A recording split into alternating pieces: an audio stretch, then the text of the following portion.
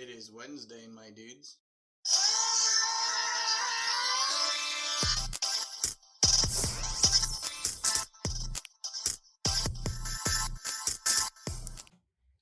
Welcome, everybody, to another episode of Wednesday Toast. Now, this is going to be kind of a weird episode because Lex and I got to meet up this weekend, but we didn't get a chance to record. So, in my mind, I thought this would be a perfect opportunity to talk a little bit about my side of things, about toy collecting, toy photography, things like that.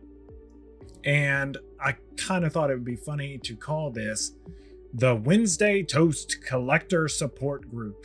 As somebody who is a collector who often finds myself scouring the shelves for things because it's always a little more fun to find it out in the wild, I know that I have a lot of frustrations.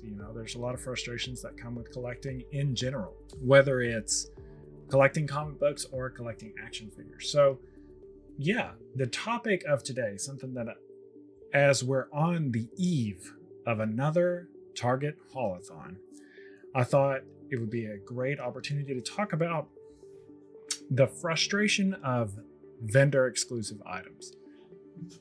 Now, like I've said, collecting is kind of a time intensive thing anyway. It can be frustrating on its own, but the idea of being restricted to one vendor that's going to hold something, whether it's online or in person, is just like insane, right? So, for example, sometimes we get Target exclusive Marvel Legends. Sometimes we get Target exclusive Star Wars Black Series things. Sometimes we get Walmart exclusive NECA items. And all in all, these can be extremely frustrating to try and find, especially if you only have like one of those stores in your town, right?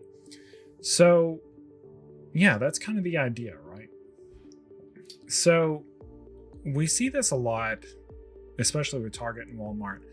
And I think some of the real frustration is how these vendors deal with these items, like how their distribution works or how their online presence is. It's kind of crazy. I think everybody that has ever ordered anything from a Walmart con knows how annoying it can be to have your order canceled or be waiting for your pre-order to ship when regular folks who didn't pre-order can go on the website and just order after it shows in stock. I mean, that's frustrating on its own. Where on the other hand, when you have, like with Target Haulathon, like I said, it's coming up soon, you might be waiting for your NECA distributor, NECA vendor, whatever you want to call them, to put those items out on a shelf. I know right now, the big ticket item are these Toon Teenage Mutant Ninja Turtle Punk figures, right? Target exclusive. Every NECA Toon Turtle is Target exclusive. Most of them, I think.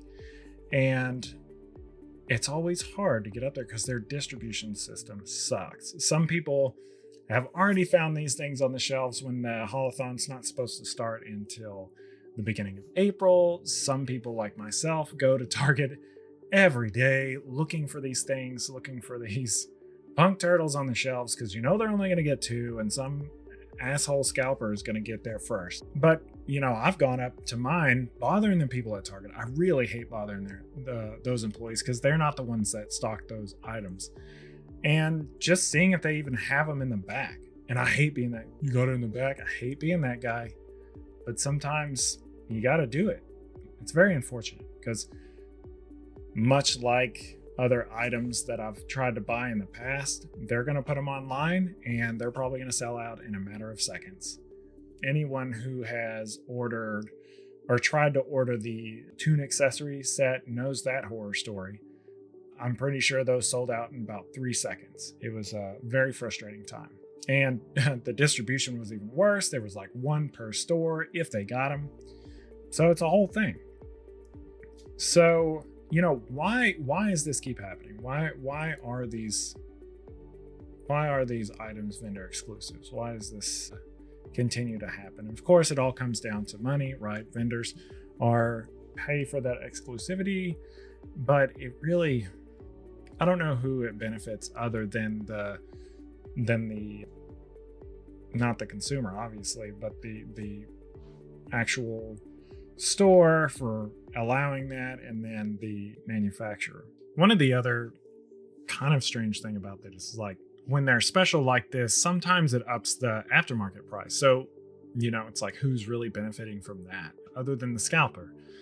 The store doesn't benefit. You would think that they would pay for more production if it's a vendor exclusive item.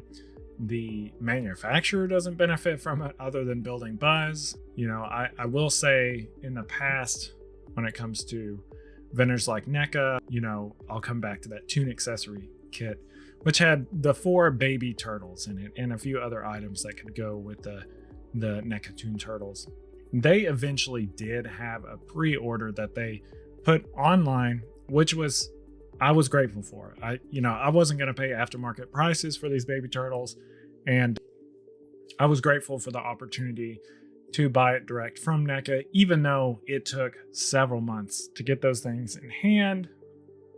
I'm one of I just want to possess it. It doesn't really matter if it's fresh or new, or like everyone else had already taken pictures of it before, because, for anyone that listens, I'm a toy photographer, so it's nice to have those things in hand before anyone else, but not necessary, right? So I like that, but a lot of times you'll never see that again. I can't think of a Marvel Legends or a Black Series example off the top of my head, but I know there are some, and then you'll just never see them, which is disappointing in its own right. You'll just never see it again, and the aftermarket price is like double, and it's like, well, if you're a savvy consumer, overall, it's just not worth it. I can tell you right now, especially with Target Haulathon, I know among my peers, it creates this sense of anxiety, right? It makes you want to quit collecting altogether, which is difficult to do once you've started. But you think to yourself, is it really worth getting this anxious about these turtles when it's all out of your control? You can't really you can't really rely on the store or the distributor or anything. So it's like, man, I would much rather deal with a company like Mezco, where it might take a year for it to come. If it's a pre-order, it might take several months for it to ship, but at least I know I got it. Now, the QC issues aside, that's a pretty important thing. That being said, they have their own they have their own problems. Sometimes they create exclusivity. They had their Red Eye Void Gomez Knight. For anyone that doesn't know anything about Mezco, that just meant nothing to you. But they had one thing that went up. It seemed like it was going to be easy to get. They put no limit on the buying, so people bought, a whole bunch of them, and they sold out. They probably only made like 1,000. I really don't know what the number was. And now the aftermarket on those are like $400. So it's crazy. I just so happened to get one, so whoop whoop, I'm excited. Pretty big deal. So, not a big deal at all. I'm just kidding. I do have one. So sorry for those that really wanted one, but I also really like it. I opened it up and I play with it, so I don't care. I think another dark side of that along with that frustration, it makes you not really want to even mess with Target anymore. Like, why do I have to go here to get Toon Turtle items? I often get kind of made fun of or ribbed in my group of turtle fanatics of this Instagram turtle group that I've got because I don't own any of the NECA Toon Turtles. And I'll tell you, the main reason why is because I never have seen them in stores, and the aftermarket is just too much. I'm not going to spend that much. It was easier for me to buy the import versions, the SH Figuarts, and it's a superior product, first of all, but I think I got all 4 for $100, less than $100 more than what people are asking for the 4 NECA Toon Turtles. So, I think it was like $250 I got all 4, and it's usually $150 MSRP for the 4 NECA turtles. So anyway, sorry, tangent.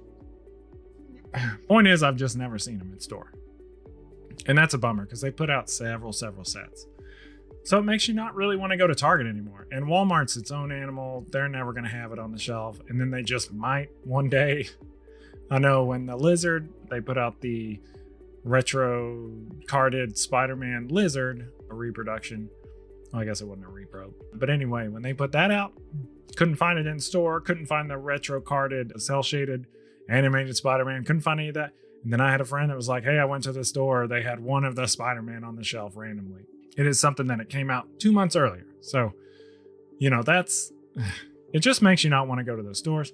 And again, it makes you kind of want to drop out of collecting altogether. It's like toy collecting is not really worth this frustration. And I would say the same thing for comic collecting. I think those things are analogous. Like, do you really want to mess with that? Do you really want to mess with trying to get that cover or that variant that you're really going after?